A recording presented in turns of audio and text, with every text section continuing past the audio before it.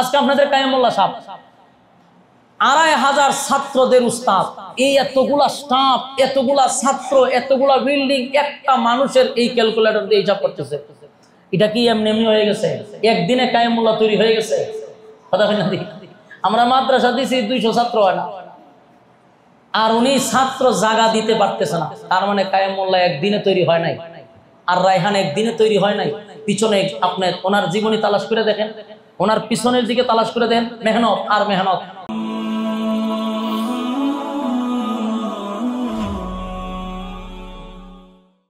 এখন আমাদের সামনে আপনাদেরকে নসিহা করবে আর রায়হান মাদ্রাসার হিফজ বিভাগের ছাত্রদেরকে নসিহা করবেন ব্রাহ্মণবাড়িয়ার সহ বাংলাদেশের একজন পরিচিত, একজন নন্দিত একজন আলোচক, একজন প্রিয় মুখ, আমার ভালোবাসার মানুষ, আমার প্রিয় বন্ধুবর, হযরত মাওলানা শহীদ মোহাম্মদ আশরাফী সাহেব। আসসালামু আলাইকুম ওয়া রাহমাতুল্লাহি ওয়া বারাকাতুহু। নাহমাদুহু ওয়া নুসাল্লি আলা রাসূলিল কারীম, আম্মা বা'দ। আউযু বিল্লাহি মিনাশ শাইতানির রাজীম। বিসমিল্লাহির রাহমানির রাহিম। আর-রহমান আল্লামাল কুরআন খালাকাল ইনসান, সাদাকাল্লাহুল আযীম। আলহামদুলিল্লাহ, আল্লাহ পাকের অসংখ্য অগণিত শুকরিয়া যে রব্বে কারীম আমাদেরকে অত্যন্ত গুরুত্বপূর্ণ একটি জায়গা, পৃথিবীর শ্রেষ্ঠ মানুষদের সামনে আমরা বসে আছি, আর রায়হান ইন্টারন্যাশনাল মাদ্রাসার কোরআনের পাখিদের সামনে। এটা আল্লাহ পাকের অসংখ্য অগণিত শুকরিয়া আদায় করছি, যেটা আল্লাহর পক্ষ থেকে আমাদের জন্য একটা নিয়ামত। কারণ যেই সমস্ত কোরআনের পাখিরা রাস্তা দিয়ে হাঁটলে পড়ে তাদের পায়ের নিচে ফেরেশতারা স্পেশাল লাল গালিচা বিছায়া দেয়। সুবহানাল্লাহ। আপনাদের দাম যে কত এটা আপনারা অনেকেই জানেন না। আপনারা যখন রাস্তা দিয়ে হাঁটেন তখন ফেরেশতারা আপনাদেরকে নিরাপত্তা দেয়, এবং সমুদ্রের মাছ এবং কীটপতঙ্গ আপনাদের জন্য দোয়া করতে থাকে। এটা একমাত্র তালবে ইলমদের জন্য, যারা কোরআন শিখে এবং শিক্ষা দেয়।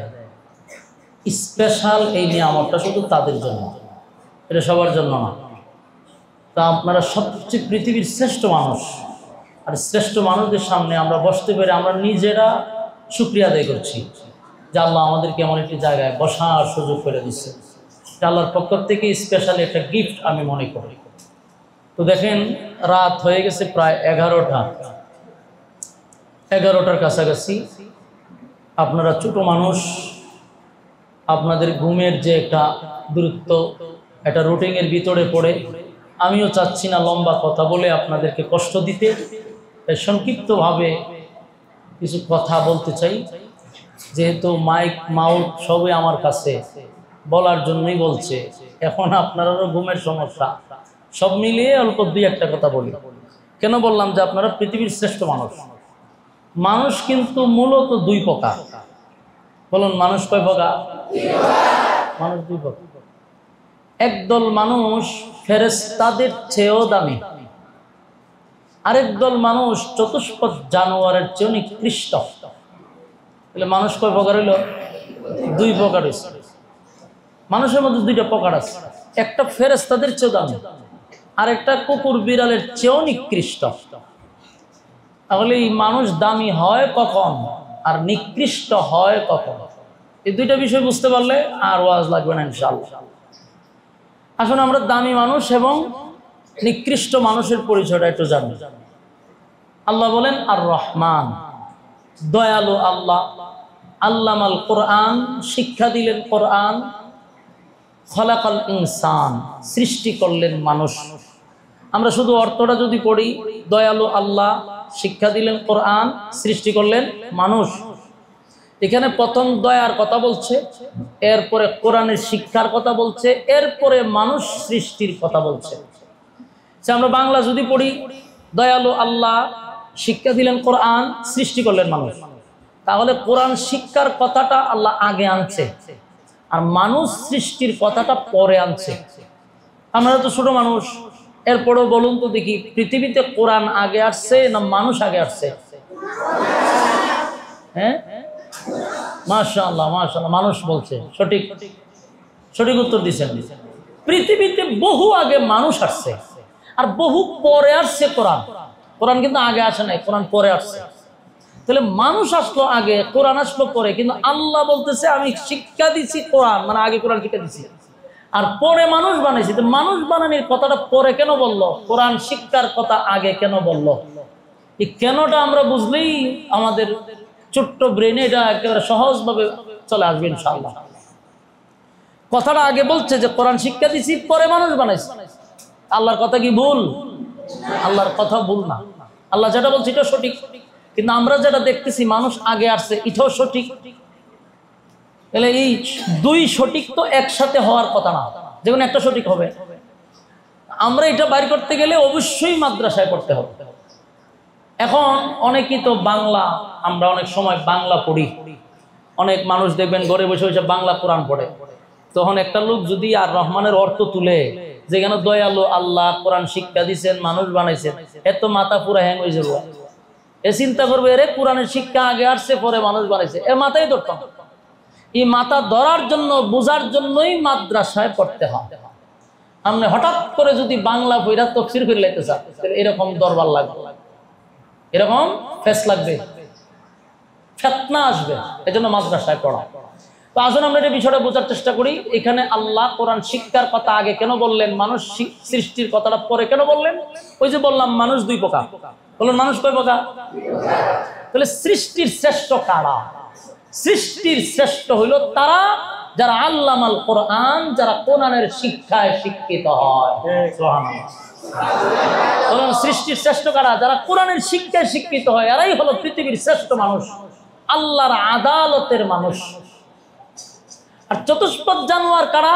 যারা কোরআনের শিক্ষায় শিক্ষিত না, কোরআন শুনেও না, কোরআন বুঝেও না, কোরআন মানেও না, এরা চতুষ্পদ জানোয়ারের মতো। আর যারা কোরআন শিক্ষা গ্রহণ করে তারা ফেরেশতাদের চেয়েও দামি। সুবহানাল্লাহ। আপনারা তো সবাই কোরআন শিখতেছেন, তার মানে পৃথিবীর শ্রেষ্ঠ শুধু না, আপনারা ফেরেশতাদের চেয়েও দামি। আপনারা মূল্যটা আপনারা বুঝছেন যে আপনারা কত দামি? আপনারা শুধু মানুষের মধ্যে না, আপনারা ফেরেশতাদের চেয়েও দামি। আর এটা কখন বাস্তবায়ন হবে? যখন কোরআনের শিক্ষায় শিক্ষিত হবেন। আপনারা যে শিক্ষায় এখন গ্রহণ করতেছেন, এই শিক্ষার উপরে থাকলেই আপনারা ফেরেশতাদের চেয়ে দামি হয়ে যাবে। আল্লাহর আদালতে তারাই মানুষ যারা কোরআনের শিক্ষায় শিক্ষিত হয়েছে। একটু আগে আমাদের সাদি ভাই একটা হাদিস বললো না, আপনারা সবাই পারেন এটা, খায়রুকুম মান তাআল্লামাল কোরআনা ওয়া আল্লামা। এই অর্থটা তো আপনারা সবাই বললেন যে কি, এখানে অর্থটা কি বলছে? খায়রুকুম মান তাআল্লামাল কোরআনা ওয়া আল্লামা। তোমাদের মধ্যে সর্বোত্তম ওই ব্যক্তি যে কোরআন শিক্ষা গ্রহণ করে এবং শিক্ষা দেয়। তাহলে এই জায়গা তো আপনারই আছে, এখানে শিক্ষকরা আছে, ছাত্ররা আছে, এই আপনাদেরকে নিয়েই ওয়াজ করা হয়েছে। তো আমি আপনাদের কাছে এই এর থেকে বেশি ওয়াজগুলো আপনাদের ব্রেনে ধরবে না। ছোট মানুষ যতটুকু বুঝে না ততটুকুই বলতেছি, সময় একেবারে সংক্ষেপ। বিষয়টা হলো আমরা দামি ততক্ষণ পর্যন্ত থাকবো যতক্ষণ আমরা কোরআনের শিক্ষায় শিক্ষিত হব।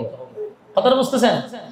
এখন মাদ্রাসায় অনেক সময় পড়তে গিয়ে কিছু চাপ, উস্তাদদের কিছু চাপ, পারিবারিক কিছু চাপ, এরপরে মাদ্রাসার গার্জিয়ান, এই মাদ্রাসার পরিচালকদের কিছু চাপ, এই চাপ যারা সহ্য করতে না পারে পড়ালেখা ছেড়ে দেন। বলুন তো দেখি, আপনারা কি সৃষ্টির শ্রেষ্ঠ হইতে পারবেন? মাদ্রাসার পড়ালেখা ছেড়ে দিয়ে কি করবেন? অনেকে বিভিন্ন কাজ শিখে বিভিন্ন জায়গায় চলে যায়। আপনি কি আর সৃষ্টির শ্রেষ্ঠ থাকতে পারবেন? আপনার সম্মান ততটুকু পর্যন্ত যতক্ষণ পর্যন্ত আপনি কোরআনের শিক্ষায় শিক্ষিত হবেন। আমরা যেন আল্লাহর আদালতের মানুষ হইতে পারি, আমরা যেন ফেরেশতাদের চেয়ে দামি হতে পারি। এই জন্য আপনাদের মা বাবা অক্লান্ত পরিশ্রম করে যে অর্থটা দেখা যায় অনেক সময়, এখানে অনেক ফ্যামিলি আছে, আপনারা টাকা দিয়ে এখানে পড়েন, কিন্তু এর পিছনে গিয়া দেখেন এই টাকাটা রোজগার করতে আপনাদের মা বাবার কত কষ্ট হয়, কিন্তু আপনাদেরকে বুঝতে দেয় না। কষ্ট হয় তাদের এই টাকাটা দিতে গিয়া, কিন্তু বুঝতে দেয় না কেন? যে আমার ছেলে পড়বে, আমার ছেলে সৃষ্টির শ্রেষ্ঠ হবে, আমার ছেলে ফেরেশতাদের চেয়ে দামি হবে। তাই অনেক গার্জেনরা অক্লান্ত পরিশ্রম করে এই মাথার গাম পায়ে ফেলে সন্তানের টাকাটা আগেই রেডি করে রাখে, যেন আমার ছেলেটা পড়ার কোনো সমস্যা না হয়, উস্তাদরা যেন তার প্রতি খারাপ ধারণা না আসে, এই জন্য আগেই টাকাটা এনে দেওয়া যায়। কেন? আপনার শ্রেষ্ঠ মানুষ বানানোর জন্য। কিন্তু একটা পর্যায়ে গিয়ে যদি মা বাবার এই কষ্টটা যদি কাজে না লাগে, যেই মা বাবা আপনার জন্য হাত তুলে দোয়া করতো, সেই মা বাবাই আপনাকে অভিশাপ দেওয়া শুরু করবে। তা আপনি ধ্বংস হওয়ার জন্য যথেষ্ট। তা আমরা কি ধ্বংস হইতাম চাই?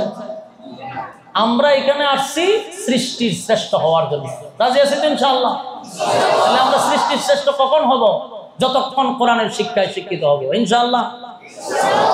আরেক দল মানুষ সুরতে, মানুষ কিন্তু কয়েক প্রকার আছে। আমি দুইটা পয়েন্ট টেনে আনছি, আপনারা বুঝতেন না এই জন্য বুঝাইতে পারতাম না।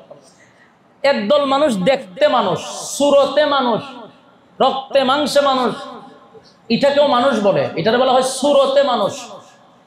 এই সুরতে মানুষ, কুকুর যেমন প্রস্রাব করে হেও প্রস্রাব করে, কুকুর যেমন খায় সেও খায়, কুকুর যেমন ঘুমায় সেও ঘুমায়, কুকুর আর এর মধ্যে কোনো বেষ্ট নেই।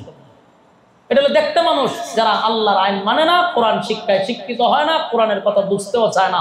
এদের অবস্থানটা হলো চতুষ্প জানোয়ারের সমান। কারণ গাদা ঘুমায় হেও ঘুমায়, গাদা খায় হেও খায়, গাদা প্রস্রাব পায়খানা করে হেও করে, তো এর মধ্যে ব্যবধানটা বহু। কিন্তু আপনাদের মধ্যে ব্যবধানটা হলো আপনারা কোরআন শিখেন। এই যে একজন ছাত্র বলল আমার আগে সূর্য উঠতে পারে না, সুবহানাল্লাহ। এটি চারটিখানি কথা যে সূর্য আমার আগে উঠতে পারে না। পরিশ্রম করতে থাকেন, ইনশাআল্লাহ এক সময় রায়হানের মতো হয়ে যাবে। রায়হান কেমন হয়েছে? এই কাইয়ুমুল্লাহ সাহেব রায়হানের পর্যায়ে আনতে গিয়া এটা কি উনার এমনি হয়ে গেছে মনে করেন? আপনারা কি ধারণা? কথা কইতারেন না আপনারা? আপনারা কি মনে হয় রায়হান এমনি এমনি হয়ে গেছে না? রায়হানের যেমন রায়হানের পরিশ্রম তেমন তার উস্তাদের পরিশ্রম। রায়হানও চেষ্টা করছে আমি পৃথিবীর শ্রেষ্ঠ মানুষ হতে হবে, আজকে তাকে গোটা বিশ্বে চমকাইয়া দিছে আল্লাহ, সুবহানাল্লাহ।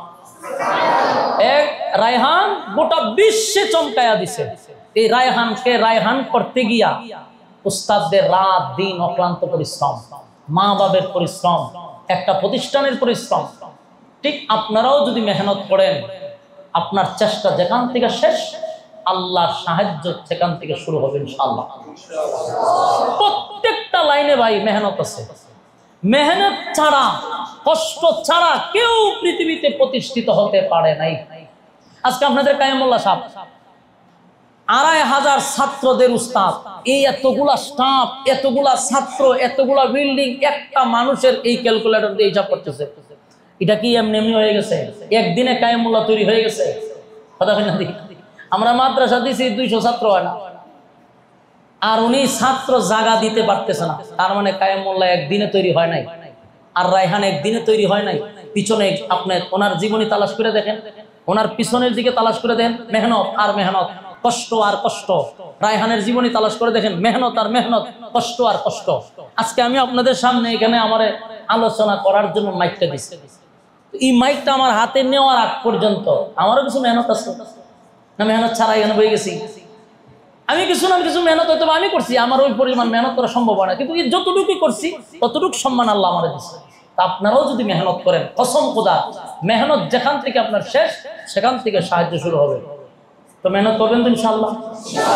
খালি হুজুরের সাফি পড়বেন না নিজের থেকেও চেষ্টা করবেন? আল্লাহ তাআলা এর সফল দান করুক। মাদ্রাসার ছাত্র শিক্ষকদেরকে আল্লাহ কবুল করুক, এবং যা বললাম বলনেওয়ালাকে আগে আমল করার তৌফিক দান করুক, এবং শুননেওয়ালাকে শ্রবণ করার তৌফিক দান করুক, আমিন। সবার জন্য দোয়া চাই, আমার জন্য দোয়া করবেন। আমি একটা মাদ্রাসা দিছি আমার এলাকায়, ইনশাআল্লাহ কায়েম ভাইরা তো দেখছে গিয়া, আমার মাদ্রাসাও দিছি এখানে। তো মাঝে মধ্যে আপনাদের এখানে আসি, কারণ মাদ্রাসার লাইনে আমি একদম শিশু, কারণ আমি তো প্রথম, আমি মাদ্রাসা দিছি 2 বছর হয়েছে না এখনো। তা আমি লাইনে একেবারেই ছোট মানুষ, এই জন্য বিভিন্ন মাদ্রাসা আমি ভিজিট করি আমার নিজের অভিজ্ঞতার জন্য। ওই হবিগঞ্জ থেকে আইছি ঢাকা, বিভিন্ন মাদ্রাসায় ঘুরতেছি নিজের অভিজ্ঞতার জন্য, কারণ একটা মাদ্রাসা চালাইতে গেলে এদের কাছ থেকে আমার জ্ঞান নিতে হবে। প্রত্যেকটা লাইনে মেহনত আছে, আল্লাহ বোঝা মানার তৌফিক দান করুক। সকলে বলে আমিন। আসসালামু আলাইকুম। আর রায়হান ইন্টারন্যাশনাল মাদ্রাসা একটি আন্তর্জাতিক কোরআনিক শিক্ষা মিশন।